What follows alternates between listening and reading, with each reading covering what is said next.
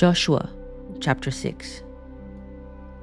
Now the gates of Jericho were tightly shut because the people were afraid of the Israelites. No one was allowed to go out or in. But the Lord said to Joshua, I have given you Jericho, its king and all its strong warriors. You and your fighting men should march around the town once a day for 6 days.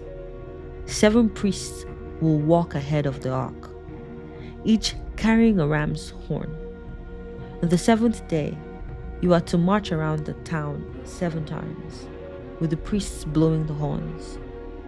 When you hear the priests give one long blast on the ram's horns, have all the people shout as loud as they can. Then the walls of the town will collapse, and the people can charge straight into the town. So Joshua called together the priests and said, Take up the ark of the Lord's covenant, and assign 7 priests to walk in front of it, each carrying a ram's horn. Then he gave orders to the people, March around the town, and the armed men will lead the way in front of the ark of the Lord. After Joshua spoke to the people, the 7 priests with the ram's horns started marching in the presence of the Lord, blowing the horns as they marched. And the ark of the Lord's covenant followed behind them. Some of the armed men marched in front of the priests with the horns, and some behind the ark, with the priests continually blowing the horns.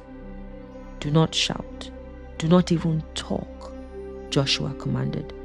Not a single word from any of you until I tell you to shout, then shout.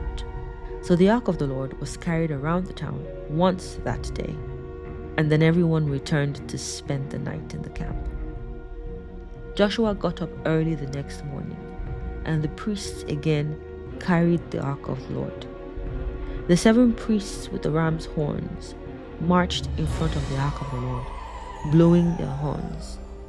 Again, the armed men marched both in front of the priests with the horns and behind the ark of the Lord. All this time, the priests were blowing their horns. On the 2nd day, they again marched around the town once and returned to the camp. They followed this pattern for 6 days. On the 7th day, the Israelites got up at dawn and marched around the town as they had done before. But this time, they went around the town 7 times. The 7th time around, as the priests sounded the long blast on their horns, Joshua commanded the people, Shout, for the Lord has given you the town. Jericho and everything in it must be completely destroyed as an offering to the Lord. Only Rahab the prostitute and the others in her house will be spared, for she protected our spies. Do not take any of the things set apart for destruction, or you yourselves will be completely destroyed, and you will bring trouble on the camp of Israel. Everything made from silver, gold, bronze, or iron is sacred to the Lord and must be brought into his treasury. When the people heard the sound of the ram's horns, they shouted as loud as they could. Suddenly, the walls of Jericho collapsed, and the Israelites charged straight into the town and captured it. They completely destroyed everything in it with their swords, men and women, young and old, cattle, sheep, goats, and donkeys. Meanwhile, Joshua said to the 2 spies, Keep your promise. Go to the prostitute's house and bring her out, along with all her family. The men who had been spies went in and brought out Rahab, her father, mother, brothers, and all the other relatives who were with her. They moved her whole family to a safe place near the camp of Israel. Then the Israelites burned the town and everything in it. Only the things made from silver, gold, bronze, or iron were kept for the treasury of the Lord's house.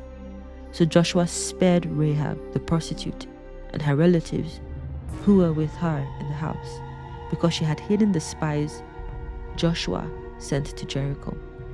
And she lives among the Israelites to this day. At that time, Joshua invoked this curse. May the curse of the Lord fall on anyone who tries to rebuild the town of Jericho. At the cost of his firstborn son, he will lay its foundations. At the cost of his second son, he will set up its gates. So the Lord was with Joshua, and his reputation spread throughout the land.